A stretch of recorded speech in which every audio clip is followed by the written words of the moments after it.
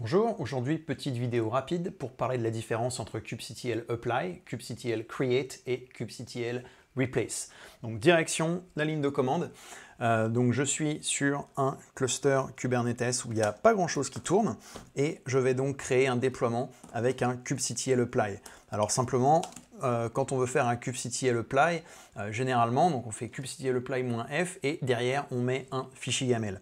Là, j'ai pas de fichier YAML, donc il va falloir que j'en crée un. Comment je fais pour créer un fichier YAML avec un déploiement? Option 1, je tente de me la raconter grave et de taper comme ça mon déploiement. Option 2, j'appelle kubectl à la rescousse et je fais un kubectl create deployment. Donc je vais faire comme si j'allais créer un déploiement, sauf qu'en fait non. Donc je vais mettre l'option dry run client, qui veut dire, c'est un dry run, donc c'est pour défaut, tu ne vas pas vraiment créer le déploiement. Ensuite, on va rajouter aussi un -o YAML pour dire je veux l'output en YAML. Et enfin, on va mettre les arguments pour créer le déploiement. Donc là, par exemple, je veux créer un déploiement qui s'appelle web et qui utilise l'image Nginx. Et quand je fais ça, ça me ressort donc le YAML d'un déploiement. Très bien. On va mettre ça donc dans notre deployment.yaml. Et puis ensuite, on va aller le nettoyer un tout petit peu, juste parce que perso, moi, j'aime pas trop les valeurs comme ça qui servent à rien, qui sont vides. Autant garder le minimum vital. Voilà. Donc maintenant, je peux utiliser kubectl apply -f sur ce déploiement. Ça va me créer un déploiement qui s'appelle web et qui a un pod dedans. Donc voilà le déploiement et voilà le pod qui vient d'être créé il y a 4 secondes. Très bien. Donc comme on a un déploiement, comme on a fait un kubectl apply et qu'on a un YAML, on peut utiliser ce YAML comme notre source de vérité, entre guillemets.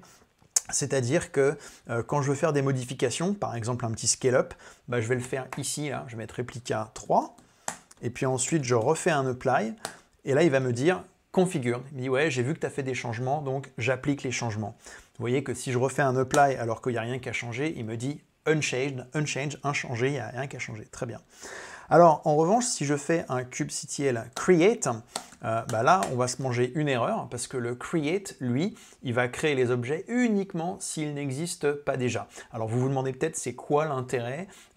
Pourquoi est-ce qu'on ne pourrait pas simplement utiliser apply tout le temps? Eh bien, parfois, vous voulez créer un objet, mais vous ne voulez pas écraser un objet qui existerait déjà. Par exemple, si cet objet c'est une config map ou un secret, vous voulez peut-être le créer, mais si jamais il existe déjà, c'est peut-être qu'il a déjà été customisé ou que sais-je, donc on n'y touche pas. Donc là, create a son utilité. Et puis, on a kubectl replace. Alors, kubectl replace, comme son nom l'indique, ça va remplacer l'objet. Donc là, quand je fais un replace, vous voyez, il y a écrit replace, très bien. Alors, sur le coup, ça n'a pas changé grand-chose. Hein. J'ai toujours un déploiement dans lequel il y a toujours 3 pods. Tout va bien. Donc, on peut se dire, c'est quoi la différence entre apply et replace? Eh bien, c'est que apply, il va nous permettre de faire des choses un petit peu plus avancées. Alors, par exemple, là, je vais enlever mon nombre de réplicas. Et puis, tenez, on va recréer notre déploiement. Donc, on va faire un petit delete. Hein.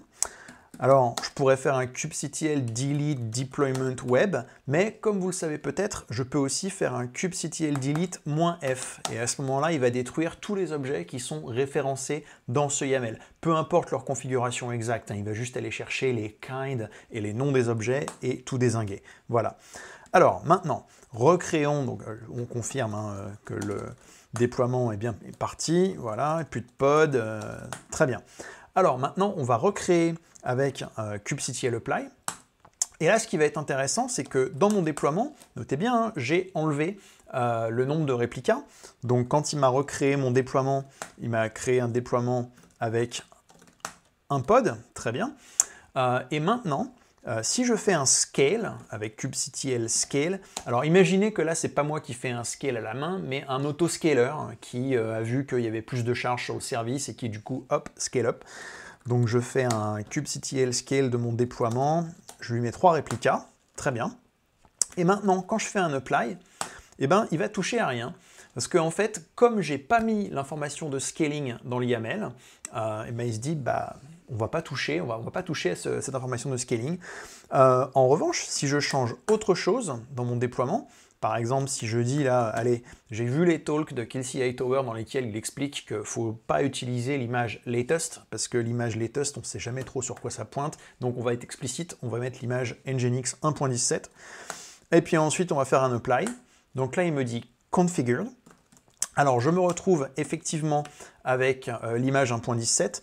Alors, un petit truc facile pour voir l'image des déploiements, c'est de faire un kubectl get deploy -o wide, et ça va nous indiquer là où les images contenues dans le déploiement. C'est les images au cas où il y aurait plusieurs containers dans les pods du déploiement. Donc, je vois bien que je suis passé en Nginx 1.17. Cool.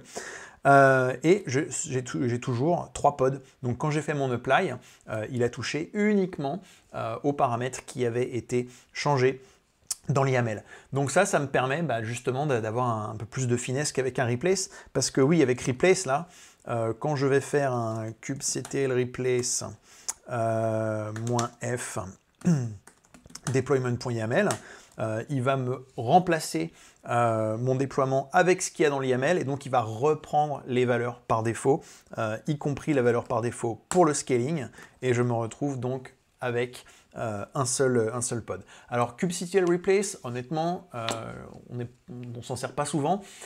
Personnellement, j'ai utilisé Kubernetes pendant maintenant plus de 2 ans, et en fait, je viens d'apprendre l'existence de kubectl replace la semaine dernière, ce qui explique l'existence de cette vidéo. Mais voilà, on n'a pas vraiment besoin de kubectl replace tous les jours, c'est le moins qu'on puisse dire.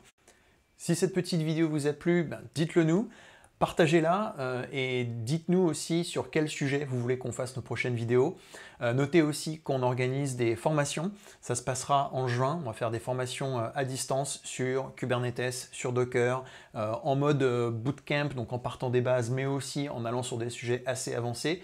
Il y a toutes les informations là en dessous. C'est sur container.training/high5, H-I et 5. Voilà. Donc merci et à bientôt.